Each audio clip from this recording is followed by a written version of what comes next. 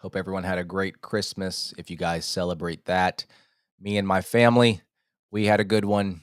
We had our first Christmas with our 2-month-old baby, and she got some diapers and some clothes. It's hard to really give gifts at that age, and probably not until she's 2 does she actually get actual like gifts that are meaningful.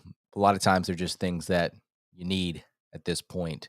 So, with this episode coming out a couple days after Christmas, everyone is in a festive spirit. I figured I'd put out a holiday related episode where I give the Hornets 3 gifts that I hope that they opened under their tree. These are things that I'm hoping they improve moving forward as we head into 2024 as the season starts to get closer to the end.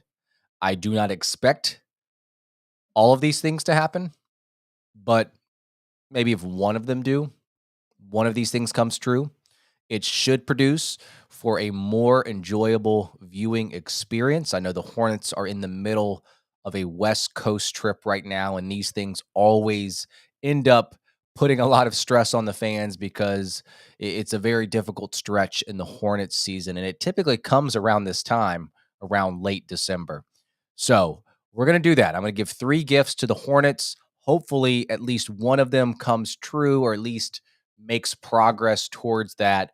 But before I get into mine, let me read off the ones that were sent in from our listeners on Twitter. I put out a post a couple days ago where I said, attainable or not, give 2 gifts that you would like for Charlotte to get the help of from a gift from Santa. So we have at Fitch for Hornets. His gift 1 is make some serious moves to improve the team, even if it sacrifices future assets. Gift 2, he says, blow it up and move anyone that draws interest besides Melo, Miller, Williams, Nick Smith Jr., and either Miles or PJ, but definitely not both. Another person, Chick Nicholson, sent in 2 gifts. Gift number 1, he wants a new front office, team president, VP, head of basketball operations, and of course, general manager. Gift number 2, a James Johnson, Udonis Haslam type to set the tone in practice and locker room, and if need be, beat some people up. I don't know how physical he means by that, but I definitely think that having that edge, having somebody in the locker room that has the edge, that's been there before, that has a physical side, that won't put up for some of that stuff, definitely goes a longer way than I think we give credit for at times. So I'm going to give my 3 gifts for the Hornets. The first gift I hope that they receive is the gift of 3-point shooting. Now, I know they say this is a make or miss league, but I don't think this is as simple as just hoping more of the 3-point shots go in.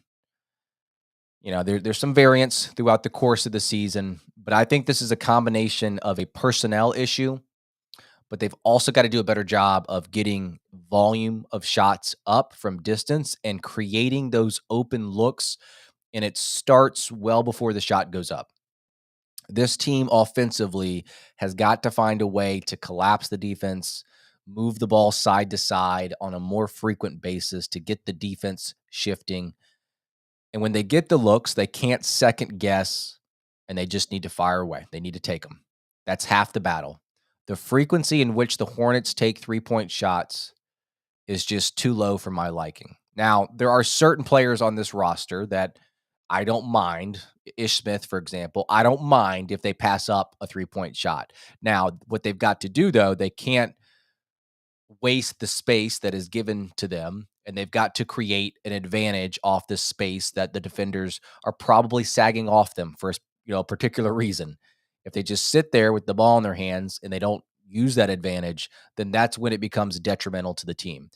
But generally speaking, the Hornets need to get up more 3-point shots. I think because their offense, especially with LaMelo Ball healthy, it's predicated on pick and roll and working the 2-man game. But there's got to be multiple options on the possession. And that's something that I always thought James Borrego did a great job of doing, is having all five guys cutting, moving away from the ball, having multiple options, putting the defense in a place where they've got to pick and choose what they defend. And sure, we need better shooters, but I think when it's all said and done, if you have more movement, you're going to have more opportunities and more options to pass it out, and the volume will go up. So it is one of those things where it's like a double edged sword because Charlotte is struggling to make threes right now. So they may be hesitant to take threes and they want to work on the other areas of the court that they've been successful at. The question becomes, do you force the volume? Do you force the 3-point shots at the expense of something else that could be working? I mean, typically I would say no, but they've got to find ways to get better, cleaner looks from three. And I wanted to highlight a stat that helps enforce this point a little bit more. The Hornets are not getting up clean looks off this, ball movement, if there is ball movement. And maybe this stat can be taken out of context. It can probably be taken a couple different ways.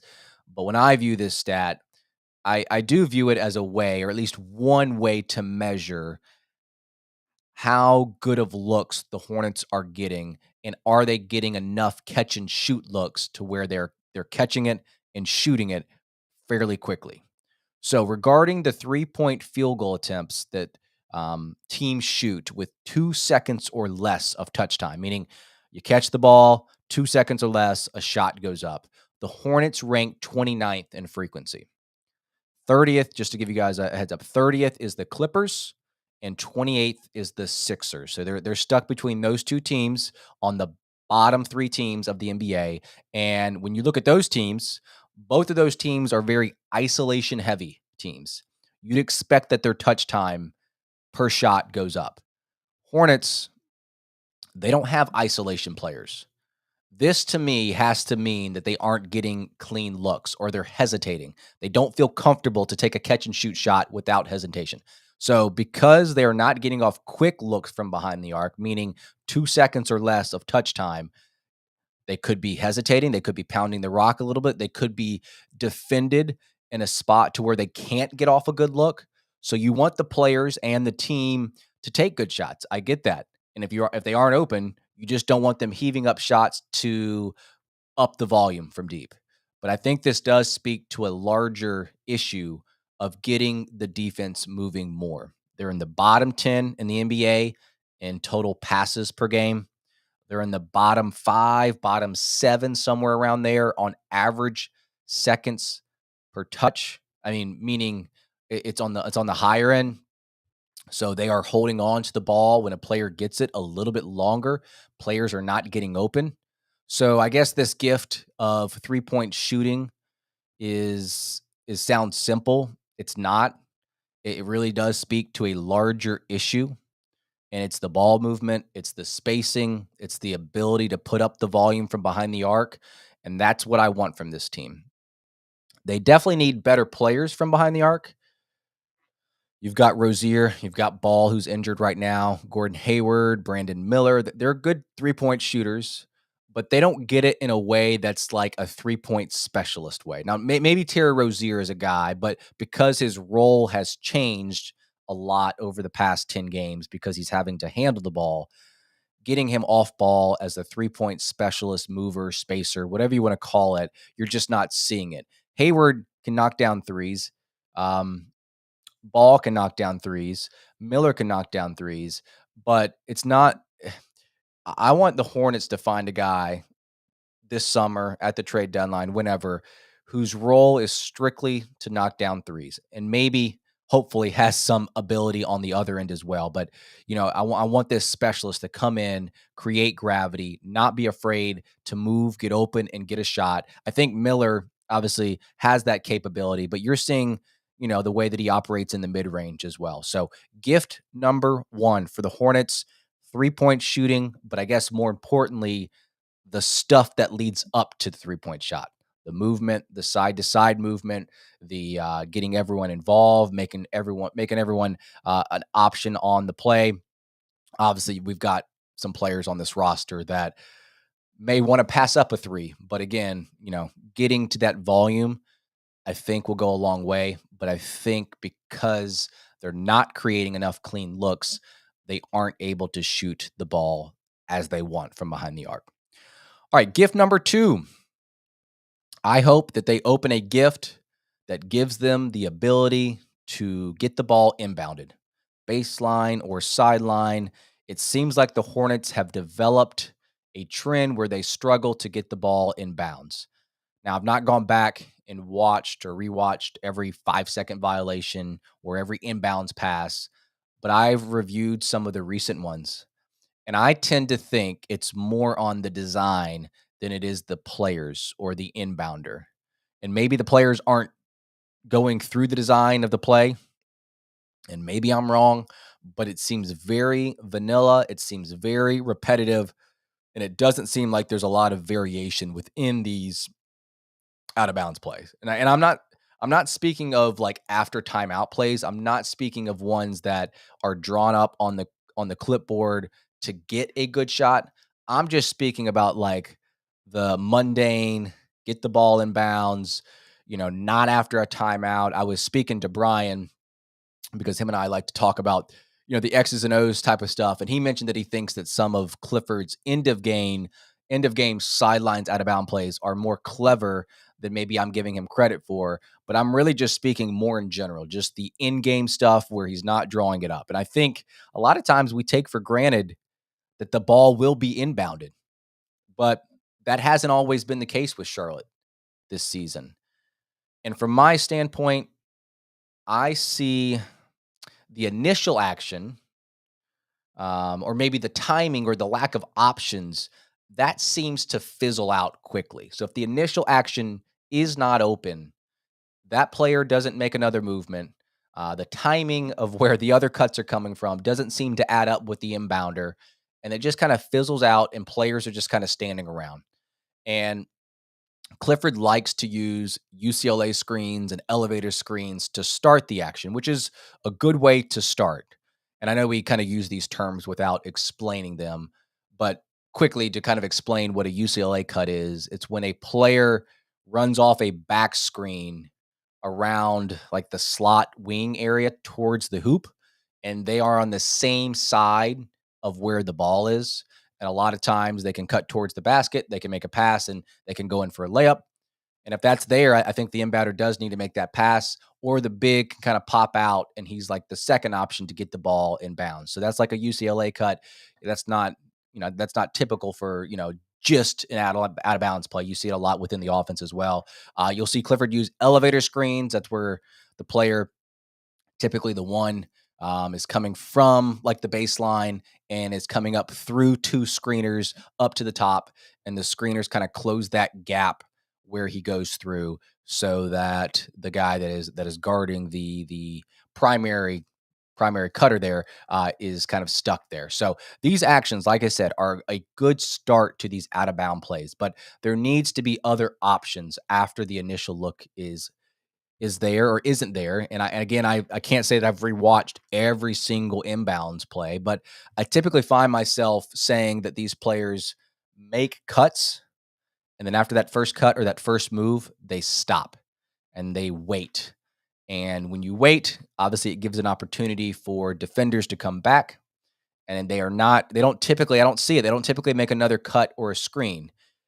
And even if they do catch it, even if it's not a 5-second violation, a lot of times these guys, because they are just like flat-footed and they're not on movement, and because they're just waiting for the ball to be inbounded, they find themselves so close to an inline that it just kills off more time to get in a good position to make a play. So while it may not result in a turnover per se, sometimes the inbounds results in a pass to where the guy has to catch it, refocus. He is flat footed. He's at a standstill, and then the shot clock slowly dwindles down, and they get off a poor shot. So I typically, just based off of my eye test, some of the movement, the initial movement is fine, but after that, it kind of stagnates, it fizzles out. So I think this is more of a gift for Clifford to maybe practice a little bit more of these out of bounds plays in practice to make sure that these guys know that, if the initial action is not open, we need to have others. We need to have a second cut, a second screen, things like that, because a lot of times the initial action is not open and we're stuck sitting there waiting for guys just with their hands up, hoping that the ball gets to them. But then again, like I said, it still puts the team and the players in a bad position because they're in a standstill. So I guess my first gift is kind of directed towards the players. My second gift is directed towards Clifford. And then my third gift right here, final gift, I'm going to direct this towards the owners. I am gifting the owners the gift of being aggressive sooner rather than later. Open this present up, use it as quickly as possible, because we're at a point now when it comes to the roster construction. If you wait too long, you're going to lose leverage. And obviously, it just kind of pushes things back. We already have had plenty of off seasons where things come up at the last second and has to switch the game plan up.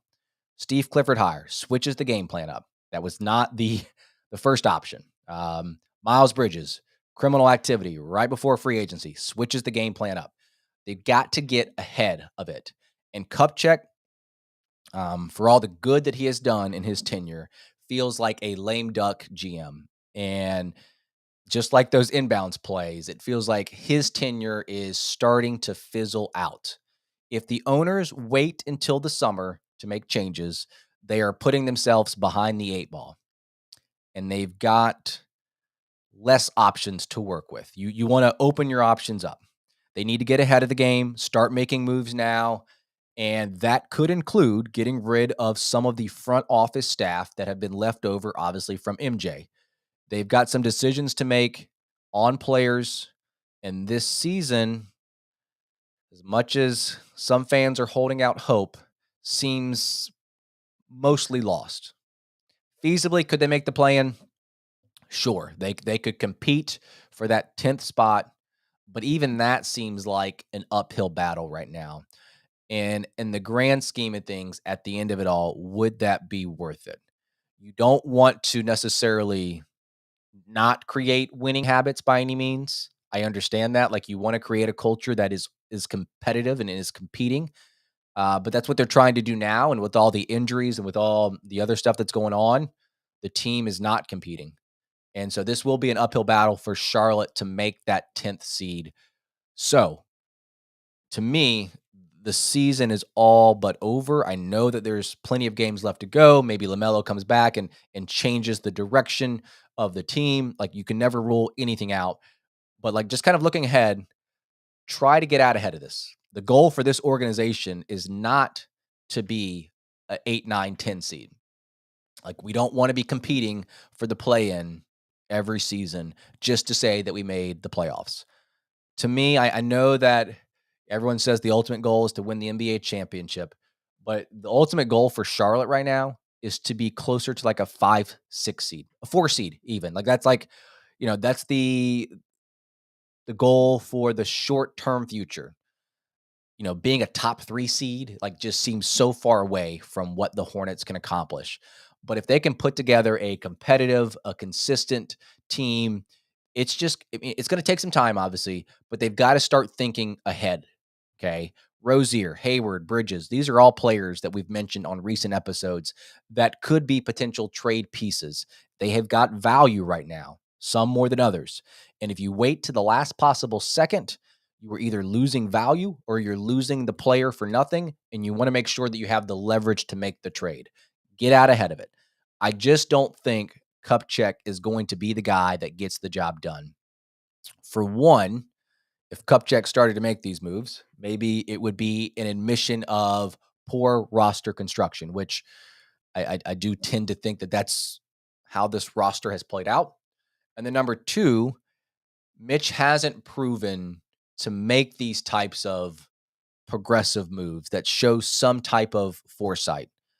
He's very reactionary, making decisions at the last possible second, if he can or if he does. So that's my gift to the owners. Be aggressive, make some moves that maybe you were waiting to make in the summer.